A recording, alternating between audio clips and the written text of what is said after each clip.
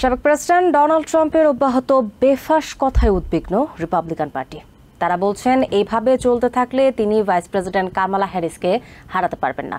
এই ধরনের বক্তব্য না দিতে ট্রাম্পের প্রতি জোর আবেদন জানাচ্ছেন তার শুভাকাঙ্ক্ষীরা। এদিকে নির্বাচনের মাত্র কয়েক সপ্তাহ আগে হাসমানি মামলার সাজা ঘোষণা পিছিয়ে দিতে নিউ ইয়র্ক সুপ্রিম কোর্ট জাজ হুয়ান মার্শানের কাছে আবেদন জানিয়েছেন ট্রাম্পের অ্যাটর্নি টড ব্লাঞ্চ।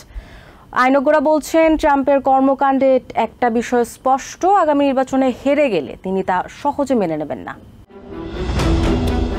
কয়েকদিন আগেই নিউ ইয়র্ক টাইমস তথ্য দিয়েছে ডেমোক্রেটিক প্রার্থী ভাইস প্রেসিডেন্ট কামালা হ্যারিসের ক্রমবর্ধমান উত্থানে মাঝে মাঝেই মেজাজ হারিয়ে ফেলছেন সাবেক প্রেসিডেন্ট ডোনাল্ড ট্রাম্প। এবার এক্সিওস বলছে ট্রাম্পের অব্যাহত বেফাঁস কথায় উদ্বিগ্ন লাল শিবির। এভাবে চলতে থাকলে হ্যারিসকে আসছে নির্বাচনে কোনোভাবেই হারাতে পারবেন না তিনি।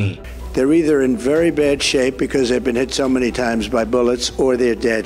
সম্প্রতি নিউ জার্সির ব্যাডমিনিস্টারের বক্তব্যে ভেটারানদের অপমান করেছেন ট্রাম্প। তাদের জন্য রাষ্ট্রের দেওয়া সর্বোচ্চ সম্মাননাকেও হেয় করে দেখিয়েছেন। দ্য আটলান্টিকেও উঠে এসেছে দেশের জন্য জীবন বিসর্জন দেওয়া সৈনিকদের পরাজিত হিসেবে অবমূল্যায়ন করেছেন তিনি। Called soldiers who die for their country suckers and losers. ভোটারদের মাঝে উল্লেখযোগ্য ভেটারানসরা, তাছাড়া দেশের মানুষের কাছেও তারা বিশেষভাবে সম্মানিত।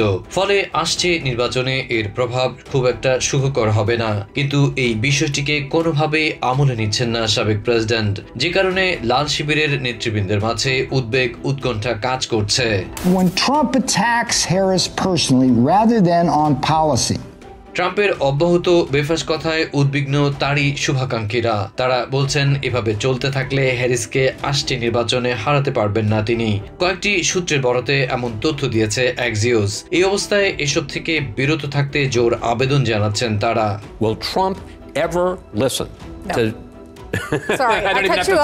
কিন্তু এটা যে খুব একটা সহজ হবে না তা বেশ ভালো করেই জানেন বিশ্লেষকরা। তারা বলছেন ট্রাম্প কারো কথা তেমন একটা কানে তোলেন না। অবশ্য লাল শিবিরের প্রার্থী দাবি করছেন প্রতিপক্ষের বিষয়ে তার যেহেতু কোনো সম্মান নেই, তাই তিনি সমালোচনার অধিকার রাখেন। Yeah, they are worried about that, of course, but there is no other version of Donald Trump. এদিকে হাসমানি মামলার সাজা ঘোষণা পিছিয়ে দিতে মরিয়া হয়ে উঠেছেন ট্রাম্প। 5ই নভেম্বরের মাত্র কয়েক সপ্তাহ আগে এই ধরনের রায়কে সরাসরি নির্বাচনে হস্তক্ষেপের শামিল বলা হচ্ছে। এজন্য নিউ ইয়র্ক সুপ্রিম কোর্ট জাজ হুয়ান মার্শান বরাবর আবেদন জানিয়েছেন ট্রাম্পের attorney Todd Blanche. Prohibit the Manhattan District Attorney's Office. আসছে 18 সেপ্টেম্বর হাসমানি মামলায় সাজা ঘোষণার কথা রয়েছে। আইন বিশেষজ্ঞরা বলছেন সাবেক প্রেসিডেন্ট নির্বাচনের আগে সাজা ঘোষণা কিংবা তার বিরুদ্ধে কোনো মামলার শুনানি ঠেকাতে বেপরোয়া হয়ে উঠেছেন, যে কারণে বৃহস্পতিবার নিউ জার্সিতে তাকে কারাগারে পাঠানোর চেষ্টা চলছে বলে অভিযোগ করেছেন।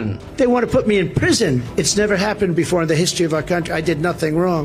এর বাইরে নির্বাচনী ফল উল্টে দেওয়ার মামলার শুনানি নভেম্বরের আগেই শুরু করা যায় কিনা এমন একটা গুঞ্জন চলছে।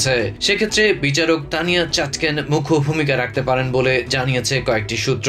Be fighting like crazy to do what he's done very, very well. এরই মধ্যে প্রেসিডেন্ট জো বাইডেনকে অভ্যুত্থানের মাধ্যমে সরিয়ে দিয়ে প্রার্থী হয়েছেন কামালা হ্যারিস বলে দাবি করেছেন ট্রাম্প। আইনজ্ঞরা বলছেন সাবেক প্রেসিডেন্টের এমন কথা ও কর্মকাণ্ডে একটা বিষয় স্পষ্ট, আগামী নির্বাচনে হারলে তিনি তা সহজে মেনে নেবেন না।